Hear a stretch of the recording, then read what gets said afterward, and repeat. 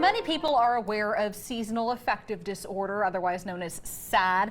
And while most people who suffer from it experience SAD in the winter months, some studies show actually the summer heat can also have a significant impact on our mental health. The experts at the National Alliance on Mental Health in Central Texas say the summer months mean a change in regular school and workplace schedules, which can be a challenging transition for children and adults. So how can you know if you or a loved one might be experiencing potential symptoms, and how do you address it? Well, joining us now to discuss that from the National Alliance on Mental Health in Central Texas are Valerie Milburn, and NAMI Central Texas volunteer and turned mental health podcaster, and Michael Cox, LPCS mental health expert and member of NAMI's board of directors. Thank you both for being here this morning.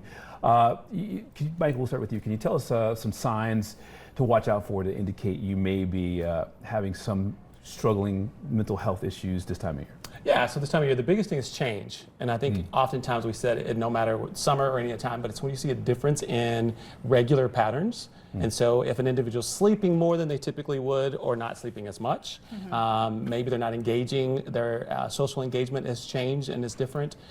Inside more, where individuals may typically be more outside. Something we see happen this summer is we know the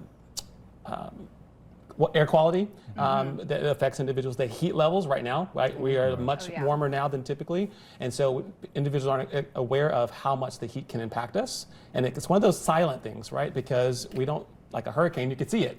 The heat, we don't see it. And so it could be that heat exhaustion could be a part of that.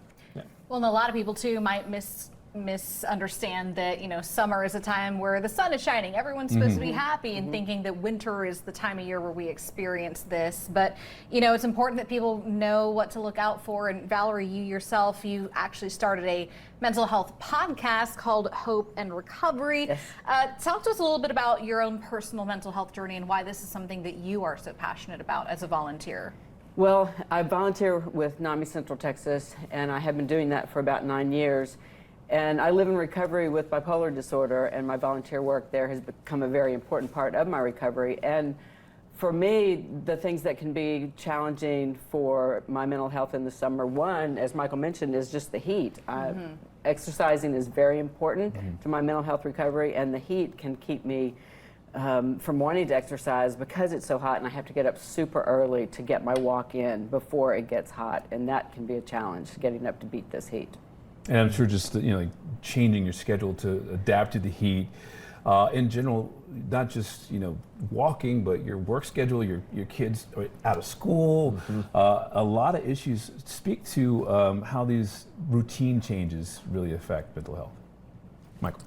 Yeah, so that's a big one, right? Depending on how you manage your recovery or manage your mental health challenges, if there's a shift, especially for children, because they're out of that routine of the school year, right? And so now it's kind of freedom to do whatever. I'm sleeping probably more, staying up later. And so just getting off that balance of knowing when to expect things and know when things are happening. Their eating schedules are oftentimes different. Activity, where you have a scheduled within a school, you have scheduled activities. Sometimes what happens when you're home all summer, you're sitting around either in front of a device or we mentioned SAD earlier, seasonal affective disorder.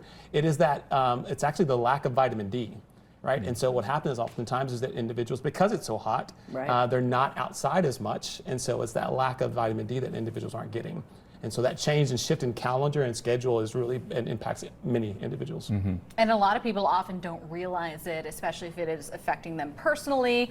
For anybody who is experiencing mental health issues, what is your best advice for somebody who may be starting out on this journey to seek help, to get resources, to try to address some of the problems that they're facing?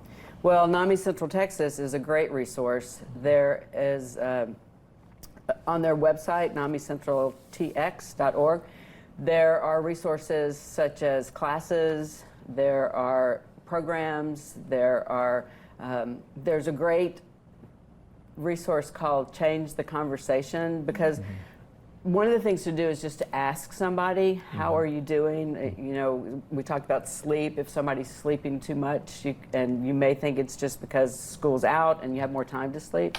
And if you aren't certain if something is affecting somebody's mental health negatively, you can just say, how are you doing? And that can be a hard conversation, but that resource called Change the Conversation gives all sorts of tips on how to start that difficult mental health conversation. And it's such an important conversation to have, especially too, as we want to break the stigma surrounding mental health and getting help and treatment for that. Valerie, Michael, thank you both so much for joining us this morning. Thank you. It's good to be here. Thank you.